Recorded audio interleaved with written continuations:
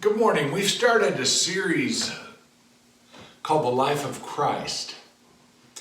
And this lesson, along with the one we had before, is an introduction to that series and an introduction to the Gospels themselves. Last time we talked about why it is that the Gospels can be trusted to accurately present the life of Jesus. And today I want us to talk about who Jesus was himself through the eyes of the four writers of the Gospels. Four Gospels were written by four different men with four different slants. Each of the four emphasized a particular aspect of the personality of Jesus, that he was both the well-rounded God-man and the Messiah of the world. And that's a lot to talk about in these Gospels. Let's look at these four personalities of Jesus, or four aspects of his personality, as it is presented through Matthew, Mark, Luke, and John. Number one, Matthew. Matthew is an introduction, and it is the most Jewish of these portrayals of Jesus. It is the gospel that presents Jesus as a fellow Jew.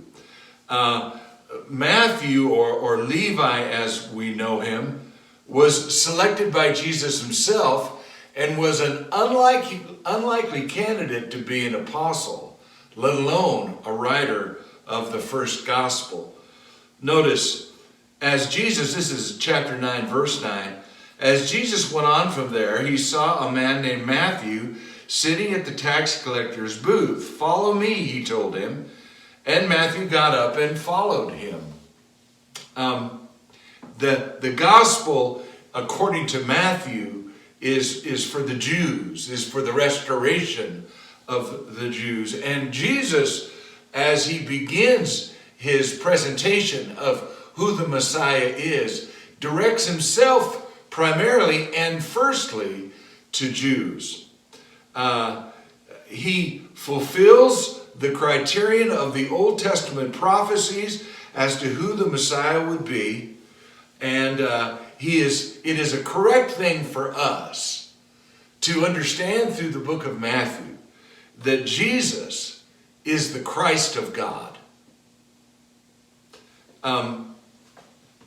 Christ is presented as having a well thought out plan in the book of Matthew. Let me go through that with you. Matthew chapter 20. Let me get there. And verse 28. Notice what it says. "Just as the Son of Man did not come to be served, but to serve and to give his life as ransom for many." There was no second guessing what Jesus was all about. He very clearly identified himself not as a king as would have been described by anybody in the first century, but rather as a servant, and that his intention was to give his life, knowing and sharing at the very beginning that this Jesus wouldn't be among you forever. Give his life not just as a martyr, and not as a martyr at all, but give his life as a redeemer, giving his life as a ransom for many. Now notice with me chapter 10, Matthew chapter 10. Notice verse 5 and 6. These 12 Jesus sent out with the following instructions: "Do not go among the Gentiles, or enter any town of the Samaritans. Go rather to the lost sheep of Israel." Go rather to the lost sheep of Israel. The ministry of Christ initially being focused on his redeemable but erring family called the Jews. And then he breaks outside of that mold and tells us the grand master plan. It's found in Matthew chapter 16.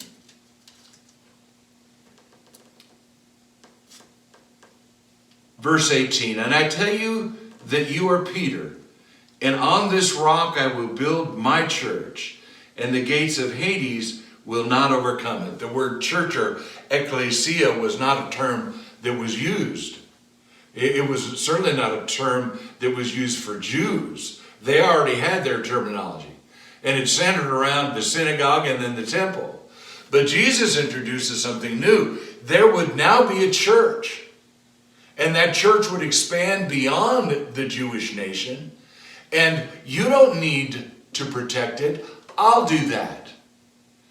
The very gates of hell itself can't overwhelm the church that I will die for. Jesus' purpose is clear. I wish that I took my purpose that seriously. I wish I could so clearly define the purpose of my life as Jesus did. I wish my goals were as crystal clear as it was with Jesus. I wish my direction was as unwavering as is Jesus. I wish my relationship with God provided that kind of day-to-day leading as it did with Jesus.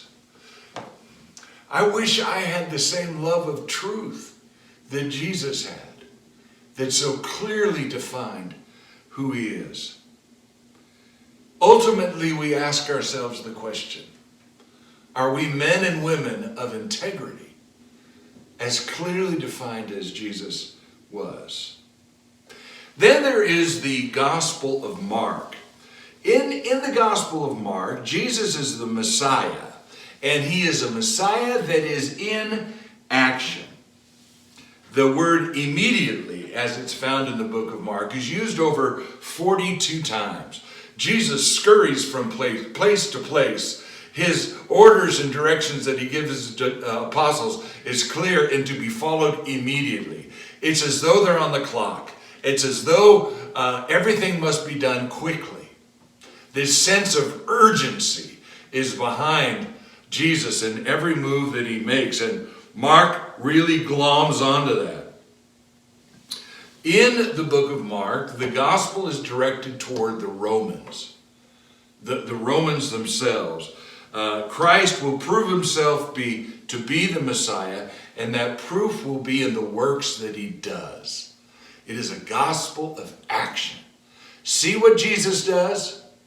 Now believe that he is the true Messiah, the Son of God. It is Christ on the move.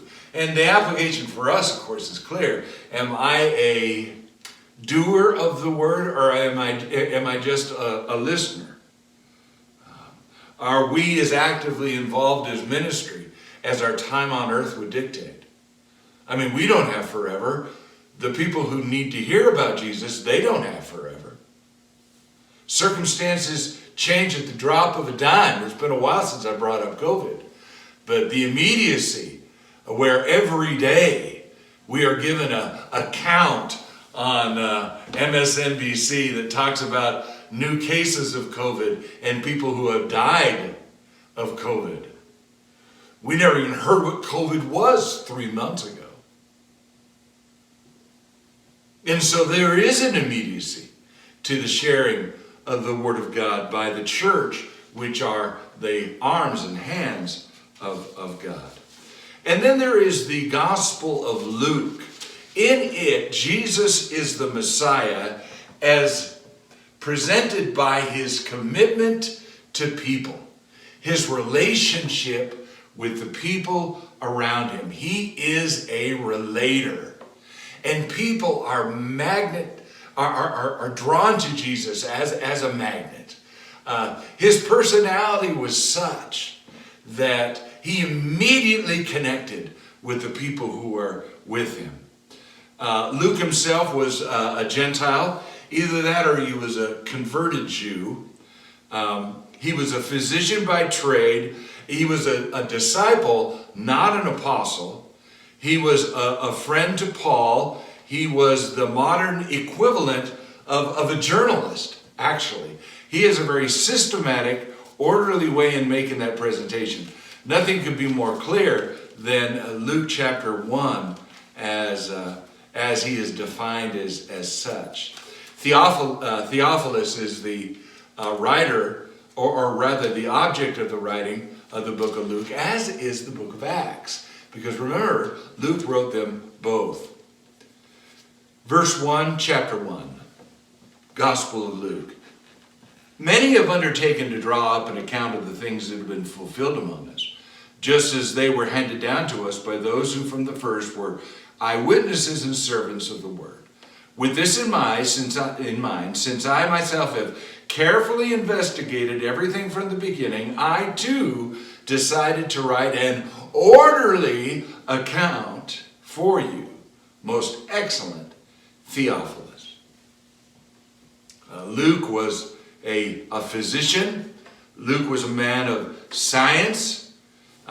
This gospel is directed to the Greeks.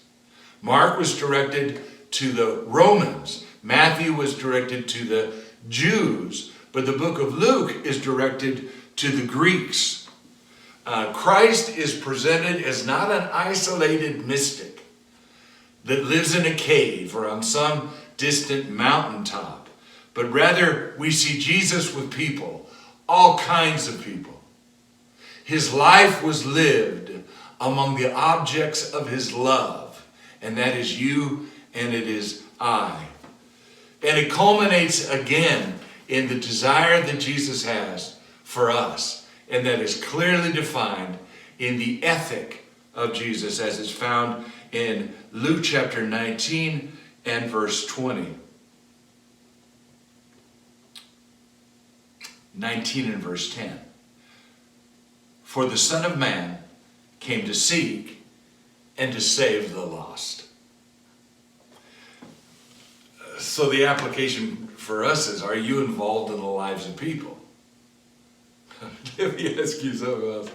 Do you even like people? Do you like the folks at church? Do you even like them? I mean, let alone sit next to them.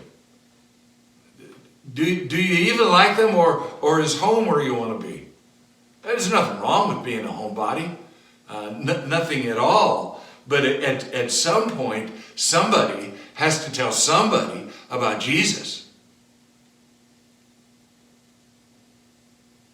Jesus was a man of the people, men and women who lived during his time. And he calls upon us, the extension of Christ on earth in 2021, to be people of people as well. And then finally, John. John in this gospel is the Messiah. He's clearly God in the flesh.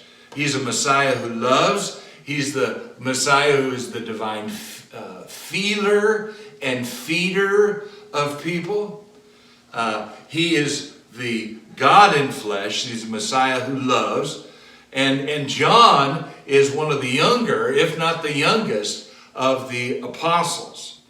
In John, the gospel is directed to the church. John is directed to believers. It is the fine-tuning of all that is said in Matthew, Mark, and Luke, as it all boils down to what should the church be like? What should believers be like? How shall we see Jesus? In the beginning was the Word, and the Word was God, and the Word was with God. We, as his people, are given the explanation that serves us best and provides us with the best understanding that Jesus was with God in the beginning, and that Word became flesh and gave his life for all of us.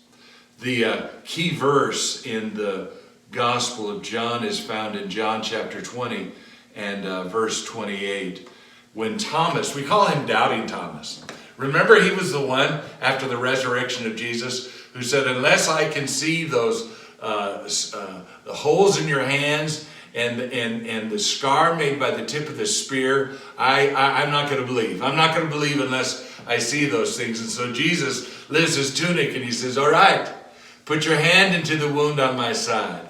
Put your fingers through the holes in my hand. And so we call him Doubting Thomas. But the key verse in the Gospel of John has nothing to do with Thomas's doubts, but the crystalline clarity of what he says about Jesus. He says this. This is John 21 and verse 20.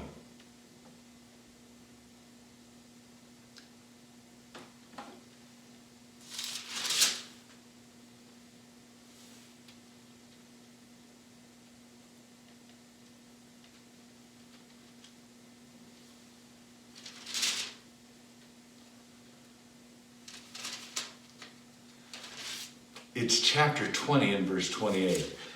I'm sorry. I got a little mind cramp here today. Do you love me anyway? Is it possible that this is not as smooth as it should be? But listen, this verse is worth waiting for. This is John 20 and verse 21.